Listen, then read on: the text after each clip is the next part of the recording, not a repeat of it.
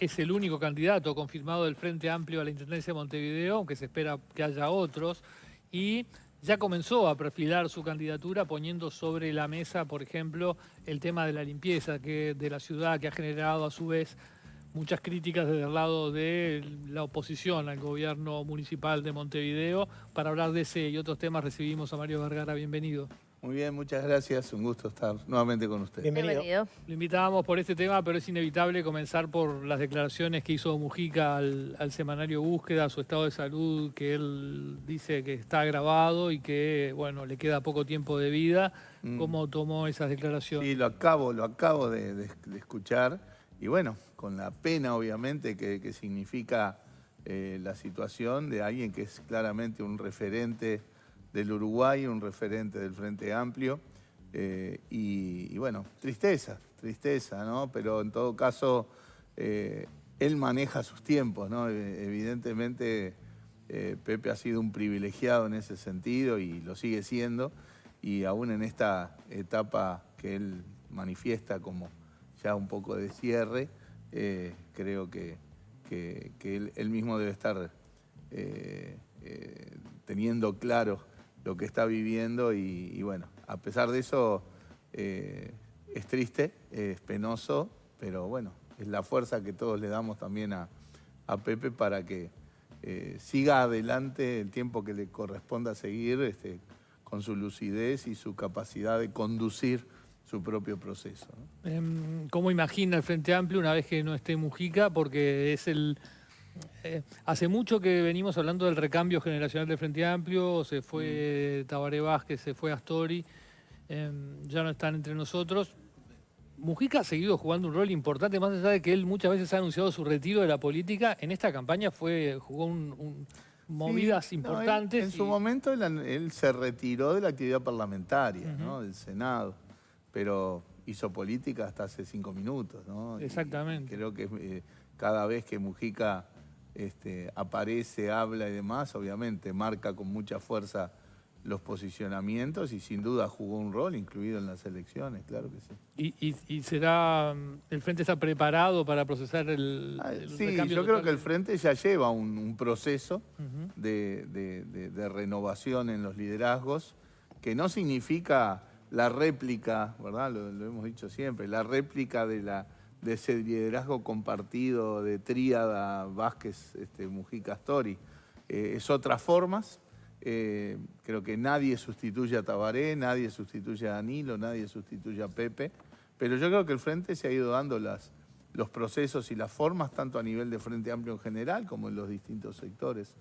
Creo que desde ese punto de vista, Mujica ha sido uno de los que ha marcado claramente digamos, una herencia que hace que el Frente Amplio sí pueda mirar para adelante con optimismo el hecho de que la renovación de liderazgos se fue procesando. Y mirando para adelante, lo primero que aparece es la elección municipal. Qué bien mechado, ¿eh? Es impresionante la capacidad que tiene para hacer el enganche. ¿Por qué decidió candidatearse a ser intendente de Montevideo?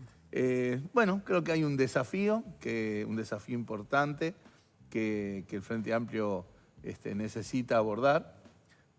Todos somos conscientes que el Frente ha cambiado la ciudad, que el Frente en 35 años de gestión ha tenido procesos realmente muy importantes para cambiar una ciudad que cambió muchísimo, porque tiene desafíos crecientes y que, bueno, creemos que podemos hacer un aporte importante en la gestión de cara a una ciudad para el futuro, es decir, poner el foco en gestión, sí, pero también en el marco de una visión de mediano, de largo plazo. Tenemos que ver la ciudad en 10, 15 años, porque hay procesos que son fuertes, que se están dando y que son un desafío para la gestión departamental.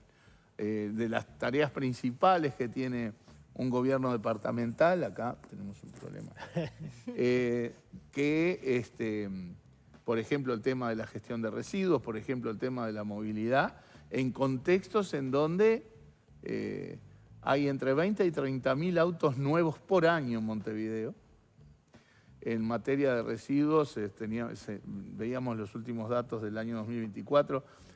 Con respecto a los 15 años anteriores, hay un 60% más de toneladas de residuos que procesa la Intendencia, y eso se aceleró en los últimos años. En los últimos 3 años hay más de 300.000 toneladas más que debe procesar la Intendencia, principalmente de residuos domiciliarios, aunque no solo. Y bueno, ese proceso va a continuar. Entonces no es solo hay que atender ya, por supuesto, las cosas inmediatas. El tema gestión de residuos es probablemente la prioridad, pero ver los procesos en clave de ese futuro, de una demanda creciente de gestión de recursos, de políticas, de revisar formas de hacer las cosas, de incorporar tecnología, de generar infraestructuras que ataquen y que permitan resolver estas cosas en un horizonte de 10, 15 años. Creemos que esa impronta de gestión y visión conceptual de la Intendencia es de las cosas que podemos aportar y de las cosas un poco que estaban sobre la mesa, ¿verdad? Y que siempre he dicho que me halaga mucho que mucha gente piense que yo podía estar, en el Senado, en un ministerio, en otros organismos o en la Intendencia. He optado por este desafío relativamente nuevo en términos de las temáticas. Estoy ya estudiando bastante en concreto todas estas temáticas, más todas las demás que tiene la Intendencia, que es un abanico realmente imponente de tareas, pero con el soporte de visión y de capacidad de gestión y diálogo, porque creo que tenemos que desarrollar mucho el diálogo con la ciudadanía para mejorar estos temas que son de la vida cotidiana de la gente. Vos decís, vos planteas dos cuestiones, ¿no? Una, el plan 10 a 15 años con temas más macro y otras cosas que hay que atender ya, como el tema de la basura. Lo hemos hablado infinidad de veces este tema porque... Sí, pero a 10, 15 años también es el tema de la basura. Ahí está. Y hay movilidad hoy y también a 10, 15 años también es ahí el está, tema pero de vos la decís movilidad. Atender ya, ¿no? Algunas cosas que hay que atender ya. ¿Atenderlas cómo? Porque lo que vemos es que hay un montón de planes que se dan y se suceden y que después los efectos, por lo menos cuando salís a la calle, no los ves. Hay efectos y acá nosotros no tenemos un enfoque en ninguna área, ni cuando asumimos el gobierno en 2005, refundacional. No. Acá las cosas no empiezan cuando uno llega, todo lo anterior era malo y eso no es así. Hay cosas algunas que se vienen haciendo y si funcionan van a continuar y otras que hay que revisar. En materia de gestión de residuos hay un desafío sin duda.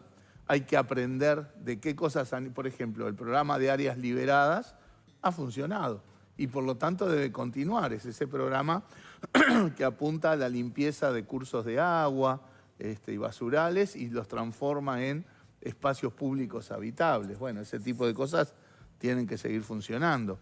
Después hay que entender que no puede haber, y creo que de a poco, sobre el final de esta administración, ha empezado a haber experimentos que creo que hay que evaluar, que no tiene por qué haber una única modalidad en la gestión, en la recolección de los residuos. Dependiendo de las zonas, dependiendo de la densidad de población, dependiendo de las características de los residuos que se generan, va a haber que ser más explícito en la gestión de un abanico de modalidades. En algunos podrá seguir, sí, el tema de los contenedores verdes que tenemos hoy, en donde también ahí tenemos que operar con la población a entender que es imprescindible que la basura esté la menor cantidad de tiempo posible en la vía pública para disminuir el hurgado, para disminuir ese tipo de actividades que evidentemente generan problemas, incrementando reciclado, incrementando la mentalidad y la conceptualización del reuso y el reciclaje para gestionar esto, que en algunas áreas se debe poder mantener con esa modalidad, pero en otras tendremos que aprender, por ejemplo, lo que hizo Canelones, de ir más hacia la lógica de contenedores domiciliarios. Ya hay un par de experiencias en Montevideo, en Santiago Vázquez, en Abayubá, que en ciertas zonas, con ciertas características poblacionales, puede ser una mejor solución. Otras más de menos densidad, o en el Montevideo rural, etcétera, habrá que tener también otras formas. capaz que en alguna tiene que volver a aquella lógica de que pasa el basurero en determinados horarios, en fin. Hay mucho para trabajar en redefinir eso, en tomar lo que funciona y revisar lo que no está funcionando. Obviamente hay que multiplicar los motocarros, esos que uno llama, y limpian alrededor de los contenedores, que creo en general han funcionado bastante bien. O sea, hay cosas para continuar, cosas para revisar, con un enfoque más de largo plazo, con más educación hacia la población en cuanto a la gestión propia de los residuos, pensando también en que es necesaria más infraestructuras para la disposición final de los residuos, porque acá no es solo recoger la basura, es después qué se hace con la basura. Ahí ha habido inversiones en su momento, pero al ritmo que viene esto, ¿verdad? Hay que pensar en alternativas a Felipe Cardoso, por ejemplo, otra planta. Y evidentemente hay que pensar, no tengo la respuesta ahora de si es seguir ampliando módulos en Felipe Cardoso, buscar otra planta, cambiar las modalidades. Uno va por el mundo y ve alternativas, ¿no? De la utilización de la basura como fuente de energía, en fin. Todas esas cosas hay que mirarlas para el mediano plazo, porque al ritmo que va creciendo el volumen de residuos que se genera en la sociedad, esto va a ser una demanda en muy poco tiempo que requiere infraestructuras importantes. Ayer estuvo Guillermo Monsecchi aquí, el director de gestión ambiental de la Intendencia, y dijo que se requiere para mejorar este tema una inversión en infraestructura. Claro. Y habló de un préstamo que la Intendencia no pudo conseguir con el BID, que fue bastante sonado en el periodo anterior. ¿Crees que se necesita un préstamo de esas características para mejorar en este tema? Sí, es probable que recursos se van a necesitar. Pero a través de un préstamo como el que no salió. Esa es la modalidad del financiamiento, es como la etapa final. Primero hay que tener la visión, hay que tener bien claro el proyecto que se va a llevar adelante. Probablemente ese tipo de infraestructuras que son de largo plazo se financian con préstamos de largo plazo, típicamente préstamos de organismos internacionales que tienen que ser aprobados, avalados por el gobierno nacional. Fue claro el proceso en el que en esta Intendencia de Montevideo se intentó avanzar con un préstamo con el BID que fue esencialmente bloqueado por el gobierno. Y también otras fuentes, ¿no? También se ha dicho del tratamiento claramente asimétrico que tuvieron las Intendencias de Montevideo y Canelones por parte de este gobierno en cuanto a recursos, ¿verdad? Recursos que se habían reordenado en los gobiernos anteriores, y que, bueno, que se disminuyeron hacia la zona metropolitana, se fortalecieron las vías de recursos para el resto de las intendencias del país, y además de atrasos en los envíos.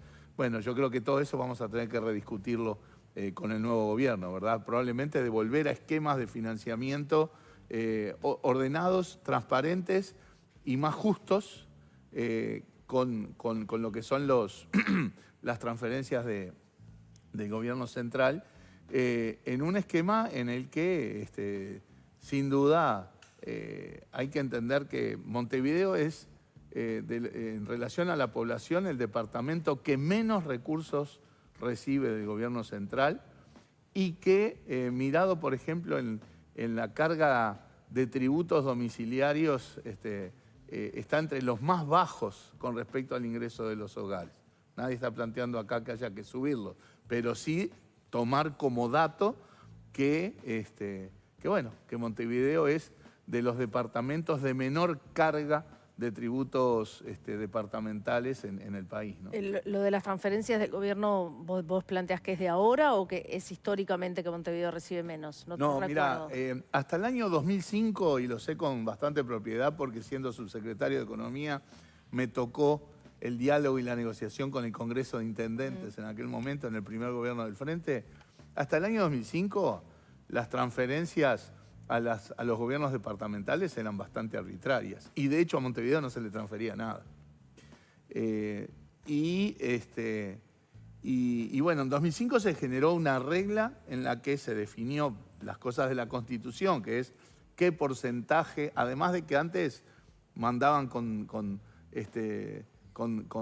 poca transparencia y con mucho retraso, e incluso no considerando todos los impuestos que tenían que ser base para el envío de dinero, o sea, retaseándole dinero a las intendencias. En 2005 se generó una regla que definimos conjuntamente gobierno y Congreso de Intendentes el 3,33% de todos los tributos del Estado que van para los gobiernos departamentales, y la distribución de ese dinero, que empezó a incluir a Montevideo, surgió del acuerdo en el Congreso de Intendentes. O sea, el gobierno central no opinó, entre comillas, sobre esa distribución. Así como vino el listado de porcentajes del Congreso de Intendentes, así se puso en la ley de presupuesto. Eso fue transparente, negociado, y además tenés otro artículo de la Constitución, que es el Fondo de Desarrollo del Interior, el artículo 298, que se fortaleció, y a través de los gobiernos del Frente Amplio se crearon un montón de otras vías de fondos para caminería rural, para cuestiones que hacen los gobiernos departamentales. En esos 15 años de gobierno del Frente, las transferencias a las intendencias pasaron de unos 200 millones de dólares a 500 millones de dólares. O sea, hubo una atención clara en esa dirección, vuelvo a decir, con equidad, con transparencia, con diálogo.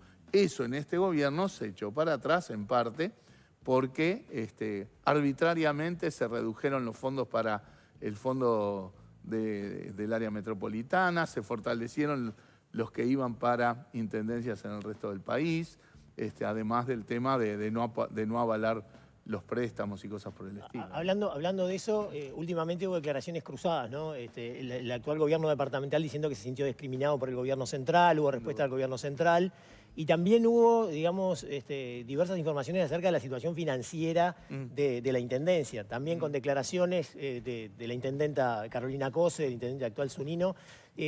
¿Te preocupa el tema de la situación financiera? ¿Te has adentrado en el tema? Sí, me preocupa. Es cierto que ha habido discriminación de parte del gobierno hacia la Intendencia de Montevideo, sin duda, que se retaseó la posibilidad de un préstamo que rutinariamente, casi diría, o sea, consuetudinariamente ese tipo de préstamos se habilitaban.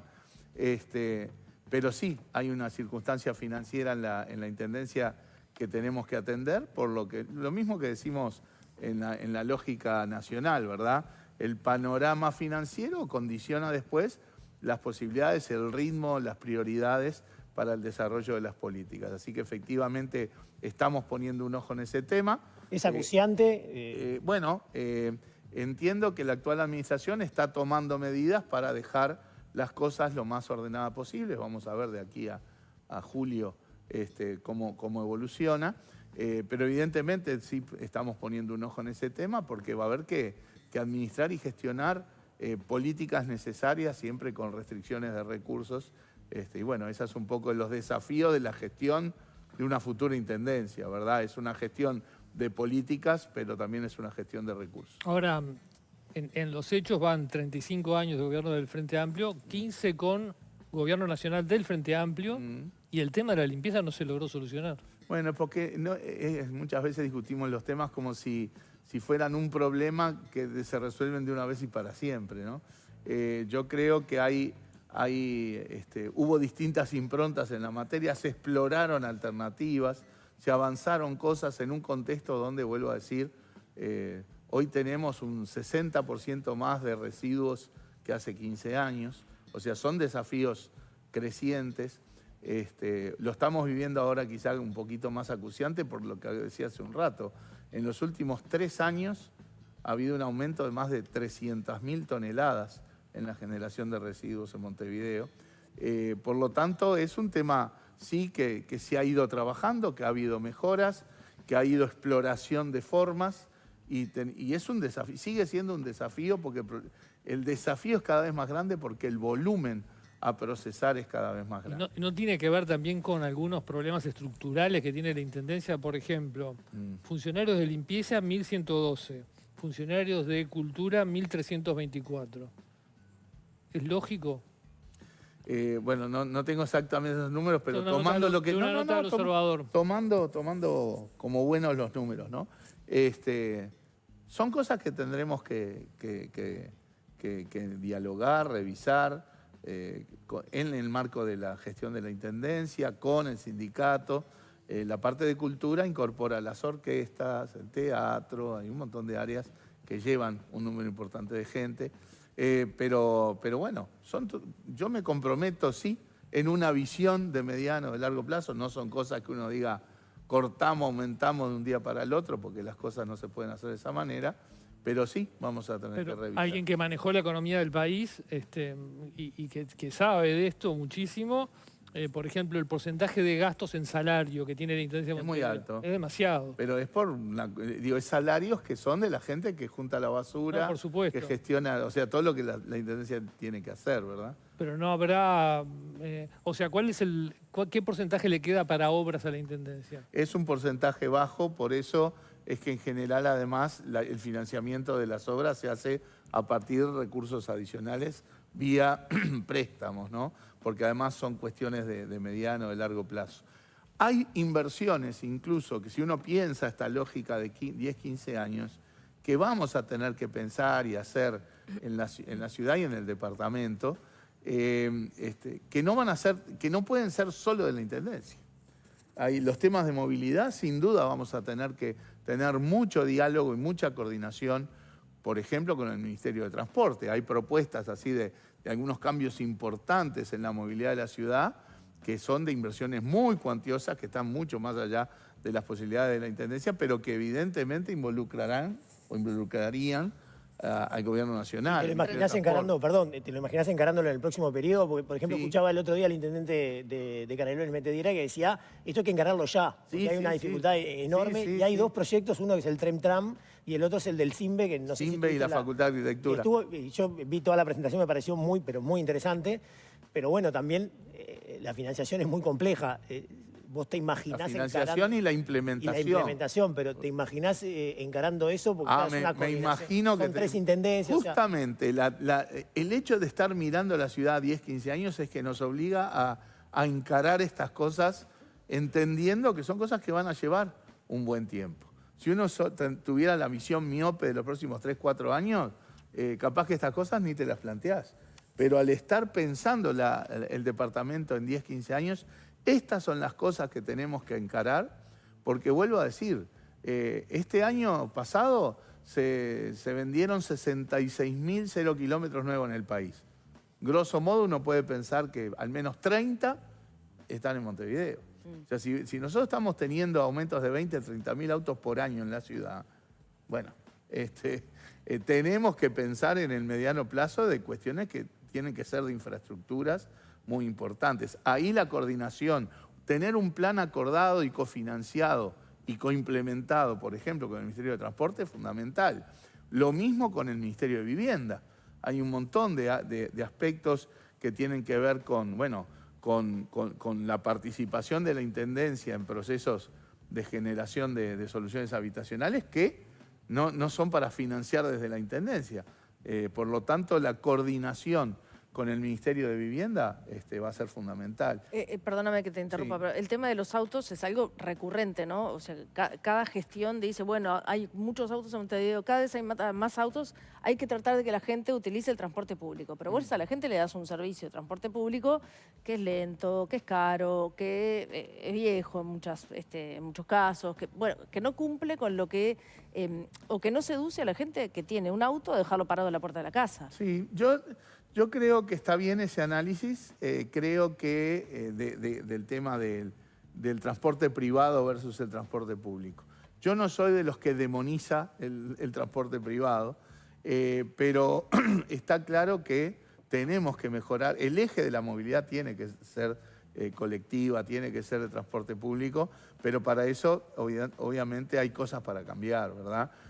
Ha habido en estos años algunos cambios que alguna mejora trajeron. El tema de que en algunas vías haya sendas solo para ómnibus ha mejorado, si bien no se respeta a rajatabla. Te iba a decir eso. No se respeta a rajatabla. Y tampoco se fiscaliza a rajatabla. ¿No? Bueno, yo creo que el tema de la fiscalización vamos a tener que poner un foco y un énfasis, pero igual ha tenido algún impacto. Mi sensación como volante, que tampoco soy ningún ejemplo en el volante, es que la gente utiliza la zona, pero sin trancar los ómnibus. Es decir, uno cambia para la senda ahí en determinados tramos. Momentáneo es. Momentáneo, o sea, pasás y volvés. Sí, sí, o aprovechás, entre comillas, un tramo, pero creo que en general no es trancando los ómnibus. Yo creo que ese tipo de cosas vamos a tener que ver cómo han impactado. Yo creo que eso ha ayudado, pero no alcanza, evidentemente. Hay una ciudad en donde tenemos todos los tránsitos de todas las modalidades confundidos, mezclados, ¿no? Vos tenés ómnibus, taxis, autos particulares, remises, tenés bicicletas, motos, ¿no? Bueno, se hace cada vez más caótico la movilidad. Todas esas cosas hay que pensarlas muy de arriba, muy de visión, como es, por ejemplo, la propuesta de Simbe, que es seductora, ¿verdad? Sí. Es seductora porque si te planteás que la gente demora cada vez más en llegar de un punto al otro, de su casa al trabajo, y bueno, si vos le reducís 15, 20, 25 minutos ese tramo, es parte del bienestar de la gente. Pero claro, son desafíos de ingeniería, son desafíos de arquitectura, son desafíos ambientales, son desafíos financieros, son desafíos de implementación, porque uno no puede imaginarse un proceso en donde tenga 3, 4 años la media ciudad levantada, ¿verdad? Pero porque supuestamente la Intendencia tiene los equipos de todas esas áreas trabajando para justamente no tener esos problemas. Bueno, supuestamente, pero yo creo que el desafío, fíjate que en esto estamos diciendo que en 10 años, en 10 años hay 250.000 autos más en la ciudad. O sea, son desafíos de una envergadura que están creciendo muy rápidamente. Y bueno, vuelvo al énfasis inicial, como respuesta a lo que tú decís, que es correcto, es necesaria una visión a esto. Si es algo que uno siempre va tapando el agujero en 2, 3, 4 años, evidentemente no lo estamos viendo como una necesidad del departamento en el mediano plazo, en donde el panorama de movilidad, de gestión de residuos, de calle, ¿verdad? Hay que verlo, creo yo, con un ojo al futuro, porque va a haber que hacer cuestiones de infraestructura y de cambios de formas y demás, que a veces van a llevar más tiempo que una administración. Has hablado constantemente de 5, 10 años, siempre del futuro. Te lo pregunto porque en realidad siempre se habla de la Intendencia como trampolina al cargo presidencial, ¿no? Bueno, pasó con Martínez, que fue 5 años después candidato, lo mismo con Carolina Cose. ¿Vos te ves en la Intendencia, si es que la ciudadanía lo considera así, a 10 años? ¿O ese trampolín te tienta? No, también porque vos ya fuiste ver, precandidato 2 veces. El trampolín es sobre la lógica de que uno toma la intendencia como un instrumento en clave de una carrera política. Y de alguna manera no pone el foco, el centro, en las tareas propias del gobierno departamental. Yo en ese sentido no me siento en clave de trampolín porque el foco de mi gestión va a estar en los temas departamentales. Y es la intendencia la que tiene que tener una visión a 10, 15 años. Si es la misma persona que va a estar 10 años, porque 15 no puede, si es la misma persona que va a estar 10 años o no, eso lo dirá la vida. Capaz que o no nos reeligen o la vida en 5 o 10 años te lleva para otros lados. Pero el centro del problema está, creo yo, en que yo no conceptualizo la intendencia como trampolín, definitivamente, es en abordar los temas que tiene que resolver de la mejor manera el gobierno departamental. Pero sí ha pasado en las gestiones pasadas, eso es notorio, ¿no? Creo que la ciudadanía lo ha ido evaluando en todo caso y bueno, se ve que, por lo menos en Montevideo, que ha habido una continuidad de los gobiernos del Frente Amplio, no ha sido ese un factor de quiebre entre la ciudadanía y el Frente Amplio, si es que lo evaluaron de esa manera. ¿Espera tener competidores dentro del Frente Amplio? Sí, creo que sería saludable. Yo en general no soy partidario de las candidaturas únicas, tanto conceptualmente como hasta operacionalmente desde el punto de vista político. Las candidaturas únicas en las distintas dimensiones de gobierno, que incluyen los gobiernos departamentales, pero también incluyen los municipios, creo que solo deberían estar cuando esa candidatura única es el fruto de un acuerdo preexistente dentro del Frente Amplio. Creo que, por ejemplo, en el caso de Canelones, vamos camino a tener una candidatura única con con Francisco Leñán y con quien vamos a tener que coordinar un montón de cosas en clave de área metropolitana, también con el gobierno departamental de San José, que probablemente sea candidato único porque es el resultado, el fruto de acuerdos previos, ¿no? Entre los sectores y las bases del Frente Amplio. No se imponen las candidaturas únicas. Y yo creo que sería saludable ir a la competencia en mayo con más de un candidato.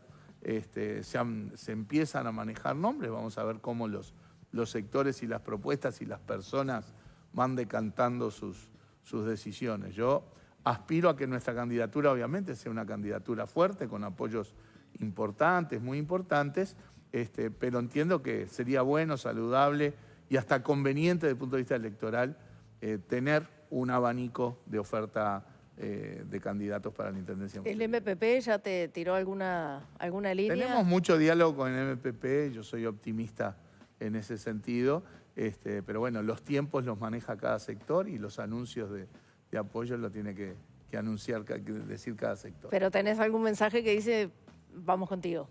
Tenemos muy buen diálogo y soy muy optimista. ¿Ese apoyo se gestó cuando vos bajaste la candidatura para apoyar a vos? Porque te lo pregunto porque es lo que... Sí, yo sé, me lo han preguntado directamente y lo he aclarado. Claro. No, el diálogo con el PP, bueno, ni que hablar que es anterior a eso, pero de ninguna manera hubo un planteo... Un cambio, digamos. Un dame que te doy, no, de ninguna manera. Porque además no sabíamos cómo iba a evolucionar ni la interna, ni la nacional, el gobierno.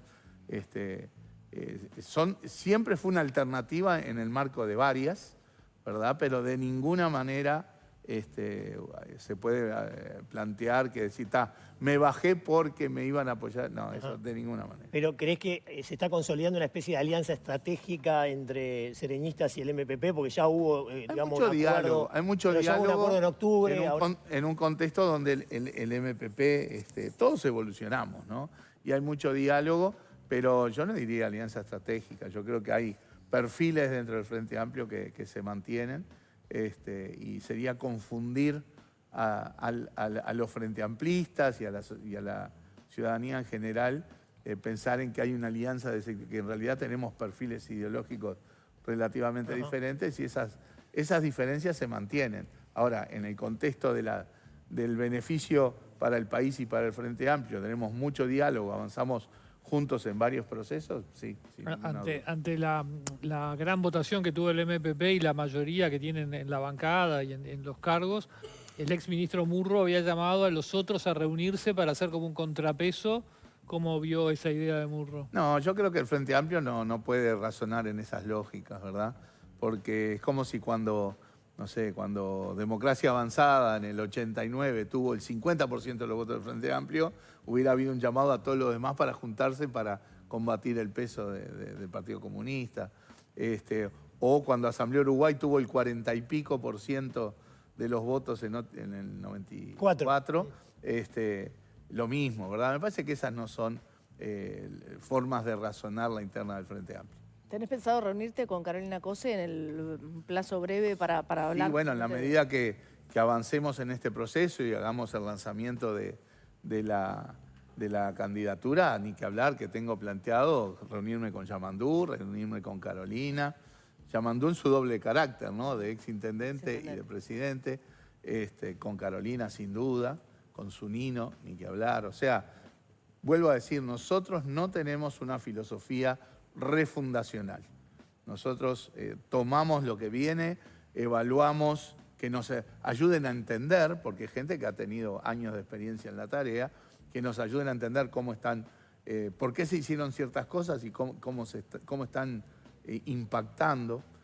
Nosotros no venimos con la bola de cristal, así que nos vamos a reunir con Yamandú, con Carolina, con Zunino, con muchos jerarcas de esta administración y de administraciones anteriores o de otras intendencias. Por ejemplo, estamos teniendo un muy buen apoyo ya de Leonardo Herú, que es el subsecretario de Ambiente, pero que fue uno de los impulsores de esta modalidad en Canelones, que ha ayudado mucho al tema de la recolección de residuos, con el tema de los contenedores familiares. Sí. Ahí va.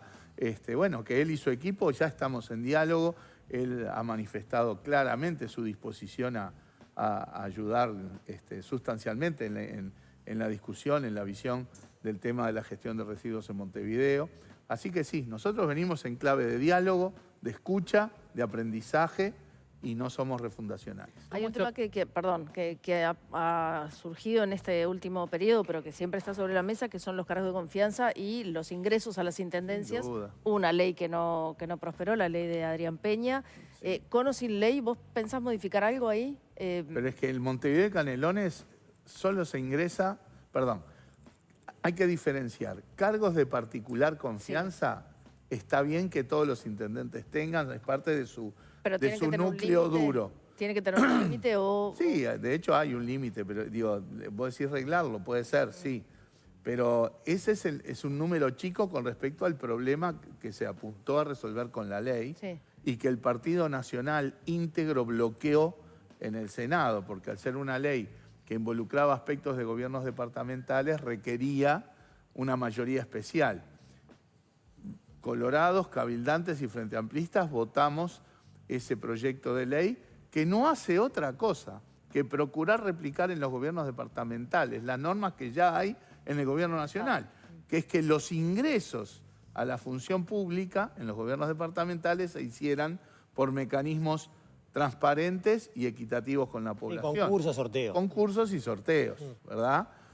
Bueno, el Partido Nacional lo bloqueó, evidentemente, porque el grueso de las intendencias del Partido Nacional son, claramente trabajan en lógica de clientelismo político con ingresos a dedo. El Frente no llegó el plebiscito, ¿no? ¿Cómo? El Frente no llegó el plebiscito. Es cierto, sí, ahí hubo una discusión que nosotros estábamos para apoyar que también eso se pudiera plebiscitar, pero entiendo que es de las cosas que deberían resolverse rápidamente en el nuevo Parlamento, incluso antes de la elección departamental. Ahora, hay una de las críticas que aparece por parte de la oposición a la Intendencia, a la oposición municipal, es que, está bien, la Intendencia hace sus ingresos, de Montevideo, ¿no? Hace sus ingresos por concurso y por sorteo, pero por afuera contrata en forma tercerizada a un montón de gente. Eso también debería tener una regulación. Sí, pero depende si es gente o si son para ciertas actividades o cooperativas y cosas por el estilo, como hacen todas las intendencias. Ha habido un montón de intendencias del Partido Nacional en las que han saltado irregularidades vinculadas a la contratación de ONGs por montos extraños o por actividades que se hacen o no, en fin. También eso hay que fiscalizarlo, ¿verdad? Lo haga quien lo haga una ONG, lo haga una cooperativa. Pero yo creo que de todas maneras hay una diferencia gruesa tenés intendencias cuyo ingreso a la función pública se hace esencialmente por concurso y por sorteo, y otras intendencias donde el ingreso se hace a dedo. Incluso, yo qué sé, la experiencia de Artigas, con lo que vimos todas las irregularidades, el nepotismo, el amiguismo, la corrupción que hubo en Artigas, en el único periodo donde hubo llamados a funcionarios fue en el periodo de la Intendencia Frente Amplista de Patricia Ayala. O sea, creo que ahí claramente tenemos un enfoque distinto de que así como se habla, lo del trampolín que hablábamos hoy, lo de la utilización de las intendencias como un elemento de clientelismo político, tenemos que erosionar esa lógica. Y esta ley de exigir que el ingreso de funcionarios se haga por concurso y sorteo va en la dirección de recortar las posibilidades del clientelismo político en los gobiernos departamentales. Mañana es un día especial en Venezuela, dramático, va a haber 2 presidentes que quieren asumir. ¿Cómo lo ve Mario Vergara? Un desastre, lo veo como algo terrible, en donde ya hemos hablado en alguna instancia obviamente de elecciones que no fueron legítimas, cuyos resultados se siguen sin explicar. Y bueno, y eso genera toda esta situación que lamentablemente preveo que no va a ser pacífica, que va a haber problemas tanto a nivel de la población como... tristísimo porque en última instancia quien sufre es la población venezolana. ¿González Urrutia es el presidente electo de Venezuela? Da la impresión de que sería el elegido por la sociedad, por la ciudadanía, no porque nos caiga bien, entre comillas uno puede decir esto, ¿verdad? Porque realmente tiene antecedentes muy terribles también en temas de derechos humanos, pero eso, nosotros en esto nos tenemos que concentrar en lo que votó la ciudadanía.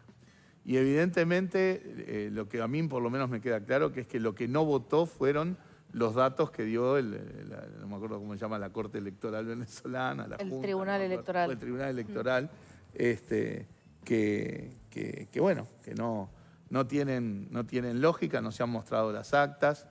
El elemento que para mí termina de definir que eso no es legítimo es, recuerdo un artículo que un colega, Fernando Esponda, sacó en un periódico que a partir de un análisis que había hecho un profesional argentino, las cifras que presentó el Tribunal Electoral dan perfectas con el segundo lugar después de la coma.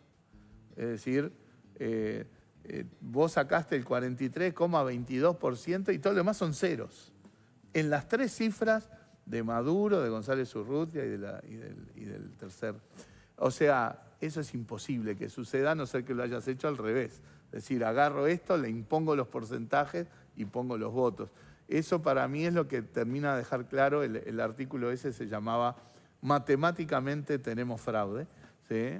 Y que creo que termina de dejar en claro que las cifras planteadas por el Tribunal Electoral no surgen de un verdadero conteo de los votos de la elección. ¿Y cómo tiene que pararse el gobierno electo, el presidente electo Yamandu Orsi ante esta situación? Bueno, evidentemente yo creo que no debemos avalar la asunción de Maduro, ¿verdad? Sin duda.